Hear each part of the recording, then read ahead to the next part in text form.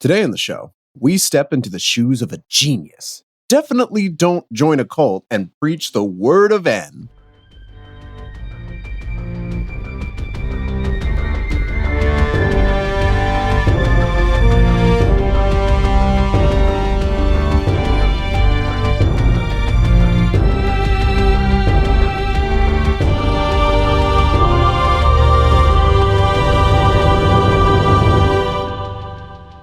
Welcome to Lore Party, the podcast that explores the stories, characters, and universes of our favorite video games. I'm Bruce.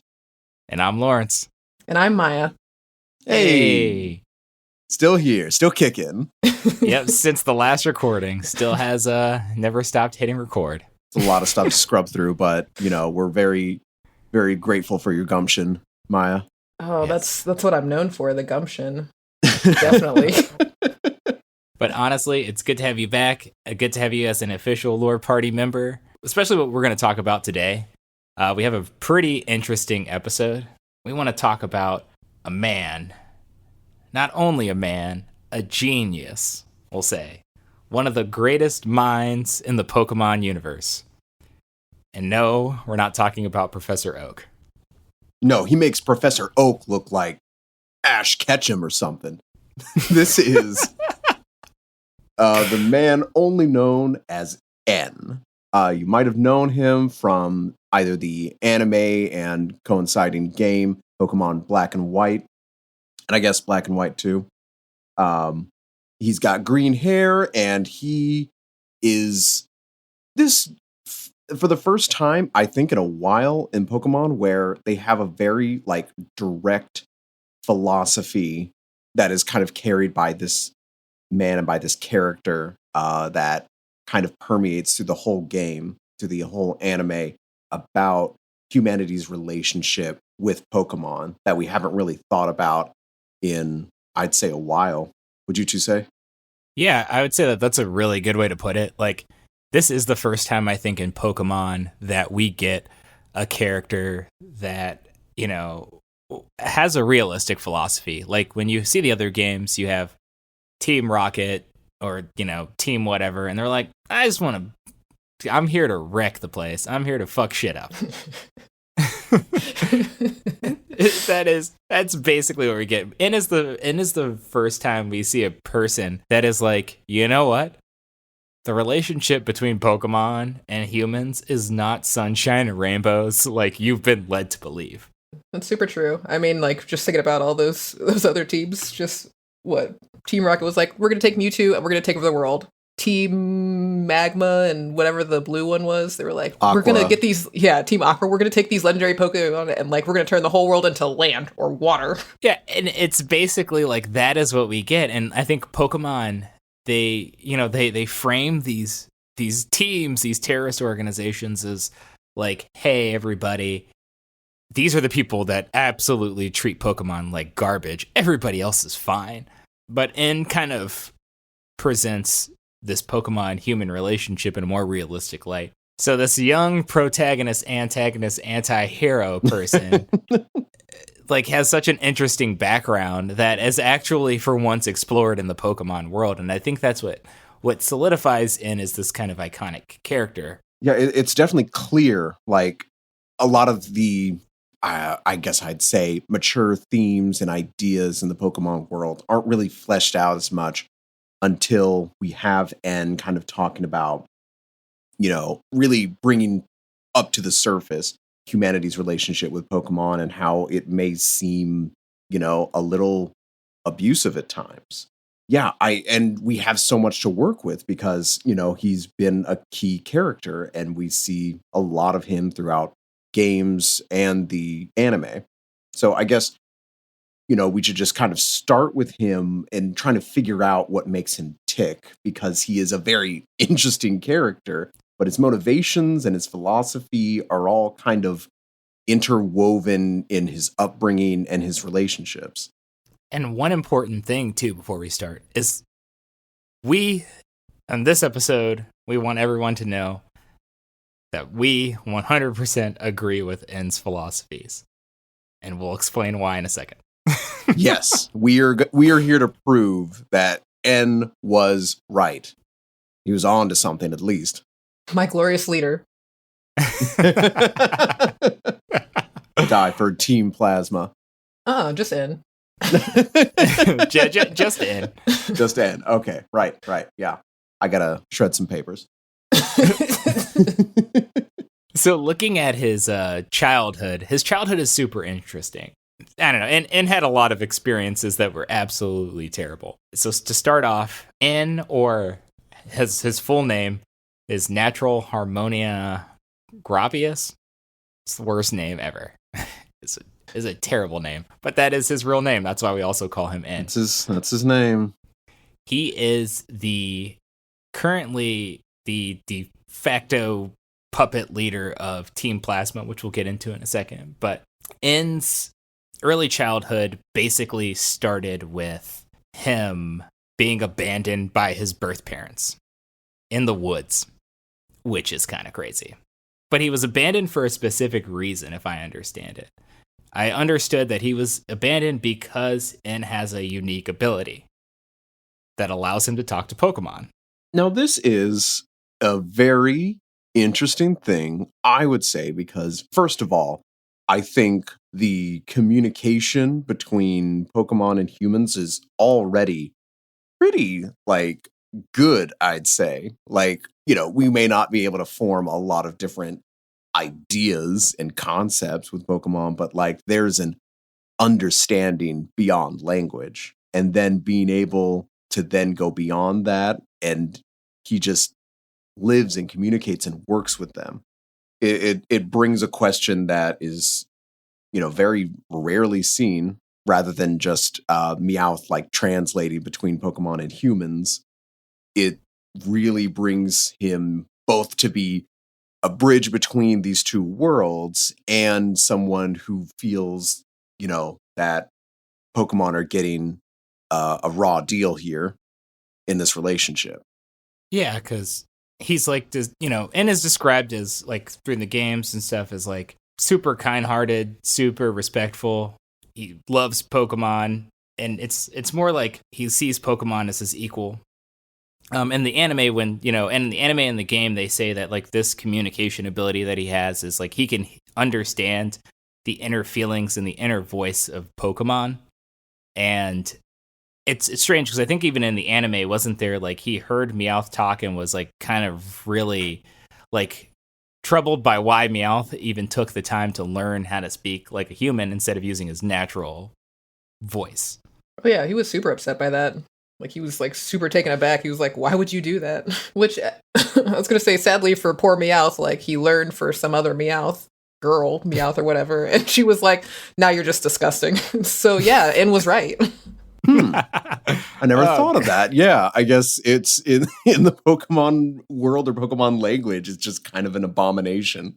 Because of this ability, N does naturally befriend Pokemon much differently than the average Pokemon trainer would befriend Pokemon after they capture them. N can actually communicate with Pokemon as they are in the wild and understand them, which honestly, it shapes a lot of his viewpoints, and it is something that is eventually used against him.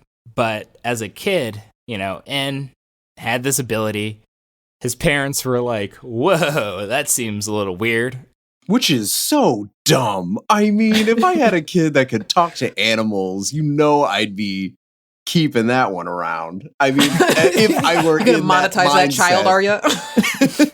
If I were already in the mindset of abandoning a child, I feel like it would not be too hard to convince me to at least capitalize on it. I would straight up just be like, figure out what your Pokemon is thinking. $20 a pop. Oh. Yeah, I'm doing some. I'm not exploiting my child for money, but I might exploit my child for a little bit of money. But I'm not as bad as N's parents, because N's parents saw this ability and were like, whoa, that's strange. You know what we should do? We should just, put him in the woods. Get rid of him. And then another genius we were thinking came along and saw him and said, you know what? I could capitalize off of this. And that's ultimately what happened. And I think it's important to mention, like, while he was in the woods, he befriended Pokemon and lived amongst them, like, pretty easily. Pokemon were like, hey, yeah, we're speaking that same language. It was like a whole Timon and Pumbaa situation, Very cute.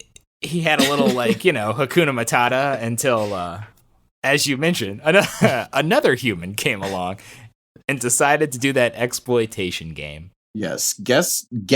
Okay, so I'm going to butcher this. Getsis Harmonia Gropius is a sage of Team Plasma who is, I forget it, like, he's got green hair as well, and he like becomes king of the Team Plasma organization.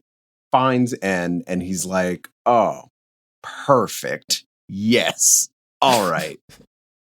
You're coming with me. And he kind of, takes him up and, I don't know, would you say indoctrinates him into Team Plasma? Yeah. That's accurate. I mean, anytime you isolate a human from anything else that they may love, then I'd say indoctrinate, especially if you raise them in the way you want them to, so. Yeah. I gotta say, I'm a little disappointed he's not as feral as, one would be living in the forest with a bunch of Pokemon. Yeah, what were you expecting? Donnie from Wild Thornberries. Exactly. Like, wouldn't be as compelling of a character. Or maybe he would be. I don't know. Maybe Getsus like taught him some stuff. I don't know. That seems like what he might have done. But like, N wasn't the only one that he indoctrinated. I think like he also indoctrinated N had a few sisters. Yep. That I believe that Getsus also maybe found or acquired. He did take N, and he claimed to be N's real father, and he gave N a life, and I believe he named him Natural Harmonia Gropius, as he named him after himself. But basically, when he was raising him, he made sure to have like the sages of Team Plasma train N and educate him, and they're basically like molding him to be this king, in air quotes, of Team Plasma. And they also decided to segregate him from humans, with like the exception of people in Team Plasma. That's always a good sign that you're on a winning team, is segregation. Yeah, hey, you don't need to talk to those people. They may be thinking different. You just need to read what's in these books. Yeah. And like the other thing he did that was kind of strange was he would only show him Pokemon that had been hurt by people. Oh, God. Okay, so there's some issues here. He's not getting Father of the Year. I don't know. I think he gets it still. Who else we got? Ash's dad? Are you kidding me? At least he was around. Was he? He is like their only Pokemon dad we have so far, so this is the best we get. But he did this purposefully, and it was something that did shape N's overall opinion and overall philosophies in the world. But I will say that even though he showed N these Pokemon, these were Pokemon that were injured by people, and that's important to know. All right, we're going to keep this conversation going, but first, a quick break.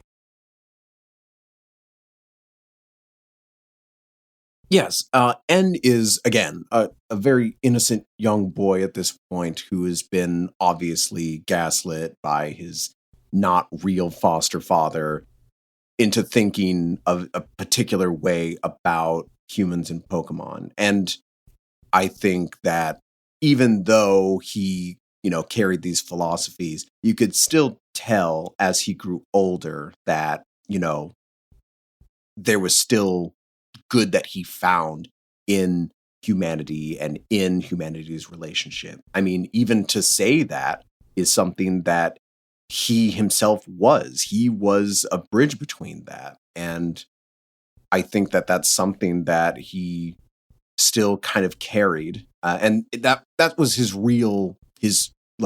barest philosophy. is that, peace must be made here. That is a good transition into some of his like core tenets and philosophies that he carried with him as an adult that aren't necessarily wrong. No, like I totally agree. So just because of his whole upbringing by like Pokemon human segregationists, it's it's again muddled by his father's manipulations, but his ultimate grand desire has been to to do what his father and what Team Plasma have been trying to get him to do: create a separate world for Pokemon and humans to just completely separate. And I think we did touch on this a little bit in our last episode about the origins of humanity and Pokemon. It does still feel like there is no reason humanity should be here, or that we came from a completely different place. It feels very odd of humanity and its role, and Pokemon and in their space we are coexisting. It's not like it's wrong, but it is very weird. It gets wrong in some spots. It does get wrong, as humanity comes to do in every situation. It gets wrong, but it's just so different. It's out of place, like seeing a fork in the spoon drawer. I don't know how else to describe it. But it's that his grand desire, what drives his motivation in the first Black and White games is, he does want to separate humans and Pokemon. And like, we've seen all types of segregation throughout history and whatnot. And I will not justify the, well, I don't think he's wrong in this case. And I will say that his motivations aren't like dubious. Yeah, it's not what we traditionally see when someone is like separate but equal. It's literally like, this is for the best because like this allows there to be balance between these two forces. Like Pokemon get to live their lives unburdened, from the desires of man, and like humans can basically move on as they are now on their own.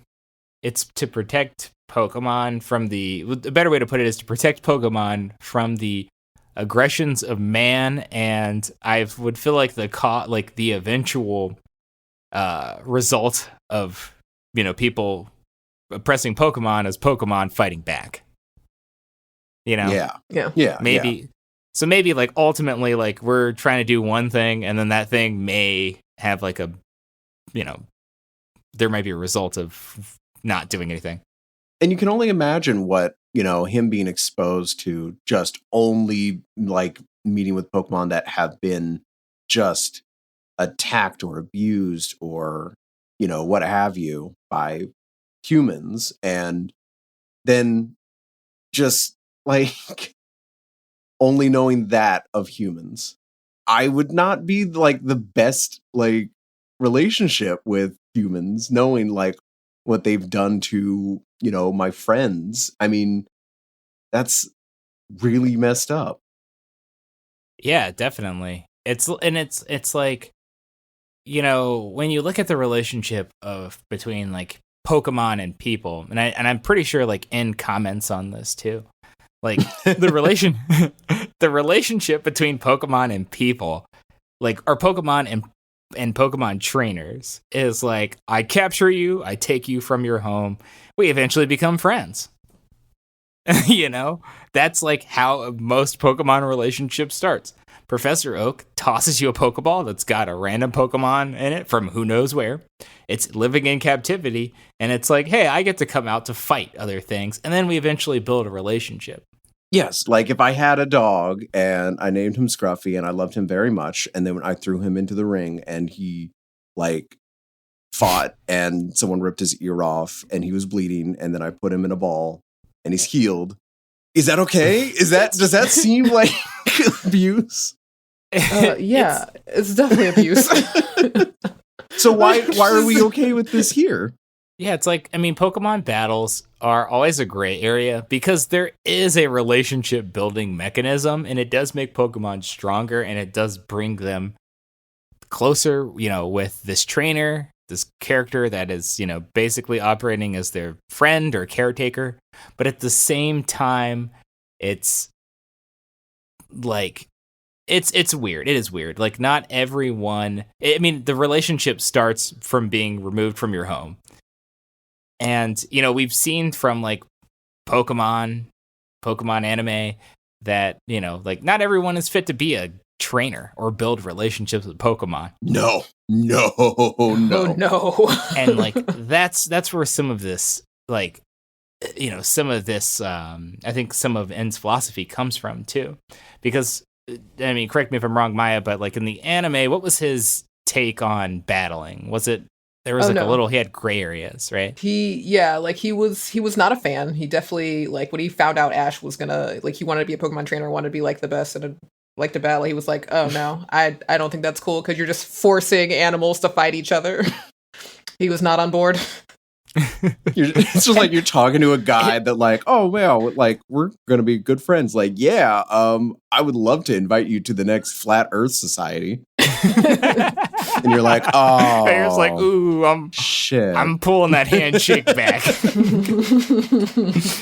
Because like even in like we had some other examples from the anime, like Ash's own Charmander that he got came from an abusive trainer that was terrible.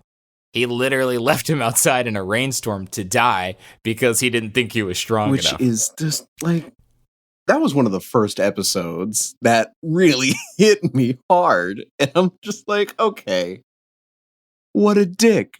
Literally, just flat out dick.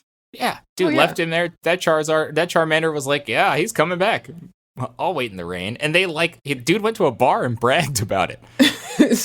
It's messed up. He was like, yeah, my dog can die out in the real world. That's fine. Didn't even care.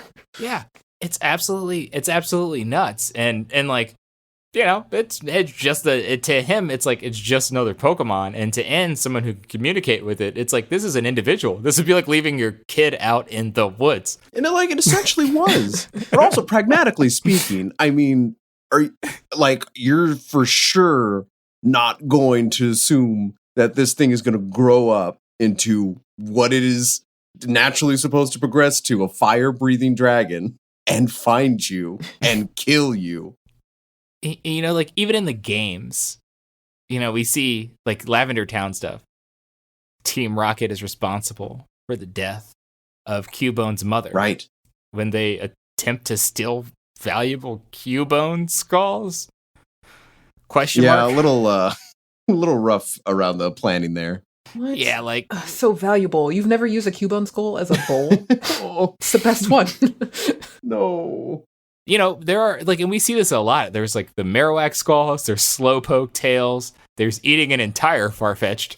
Do you also remember in that one, it was in the first season too, where Ash and Brock and Misty find this kid who was, like, whipping his Sandshrew to, like, become the best. Mm-hmm. And, like, it was just, it always rubs you the wrong way because, like, there's better ways of training, but he had to have the whip and he had to have this weird muscle constrictor thing. Some of these examples are, I mean, you could say some of these examples may be on the extreme side, but they're not. These are, like, just several examples of that showcase the relationship between groups of people and Pokemon. Like, there are people who are like, yeah, Pokemon down here, people way up here, man. And, there's not a lot of regulation when it comes to the Pokemon world. Literally anybody who can hold a Pokeball can be a Pokemon trainer, regardless of whatever they do with the Pokemon that they capture. Like a fucking 10-year-old. And no one ever loses Pokemon. I mean, Team Rocket followed Ash around for how long? And no one's ever been like, you're those criminals. You lost your rights for Pokemon. Like, Pokemon relationships with humans are not regulated in any way. So, it does seem like this philosophy of like separating them makes sense because yeah, not every person is evil, but not every person is like gonna be good. And when you're talking about a living creature, it's like everybody who is gonna interact with these people or have be their caretaker or utilize them should be treating them with respect. And there is like a sense of just a very odd sense here of autonomy, because obviously from what N is kind of like describing here, when he's communicating with the Pokemon, they are completely aware. They are wholly, in some ways, sapient. They are of free will. They are not just of instinct. They can communicate. They are self-aware. And we have pretty much ownership of them. You know, it's, I don't know, it's like, you know, in SeaWorld, like Blackfish, the documentary, you know, these are very smart creatures, which we just make them perform tricks and fight and stuff. There is a level of autonomy, and N can communicate with, you know, regular Pokemon, legendary Pokemon, everything. So like he's not putting them in Pokeballs. I mean, he may be, but he's you know, we don't actively see him capturing Pokemon. We see him befriending Pokemon, and those Pokemon get to have a choice in the relationship, and that is a big thing that's missing. A lot of Pokemon don't necessarily get a choice in the relationship. They have the relationship thrust upon them, and now this is just their lives. And they accept it. Yeah, it's weird. I mean, it's like, where else are they going to go at this point? True. That's very true. Which, you know, is a good segue into his next, you know, his next like philosophy, in which we kind of already touched on. Battling for sport is contradictory to the balance and bonds shared between humans and Pokemon. Just we've really, you know, we have been kind of hitting on this, but like there is a difference. I think battling for sport is not good, but I think that there is a little bit of leadway when it comes to battling for necessity. Yeah. Oh yeah, because like it's, you know, just taking a mostly pacifist run at things, but obviously you have a right to defend yourself. But like the consensus in the Pokemon world is, you know, Pokemon are always going to be in competition. That is the foundation of the relationship with people and Pokemon. People make Pokemon stronger through competition, whether that's beating the crap out of each other in an arena or putting on frilly clothes to prance around other people. Either way, you're leveling up. It's like, how much do you value something if that value comes from ownership and the ability to perform? Exactly. And also, trading Pokemon. I don't think they have a say in that matter. I'm pretty sure it's just between the two owners, the two humans, saying, yes, this is an amicable trade. I will give you my Haunter for your Machop. And you know, like, you know, this tenet on battling, trading, and you know, just giving people Pokemon willy-nilly, like this tenet basically boils down to Pokemon aren't property, but people treat them as such, and they shouldn't. And you know, this partially is a stance that where N and Ghetsis sort of are on the same level, although Ghetsis may feel this way, ultimately does just this. You know, he just says screw this because ultimate power and whatnot. Right. But like he gives this like whole like impassioned speech in the game about how the relationship between Pokemon is not balanced, and that Pokemon are at the mercy of the commands of unworthy people, which is true. Like, I mean, it's a grift.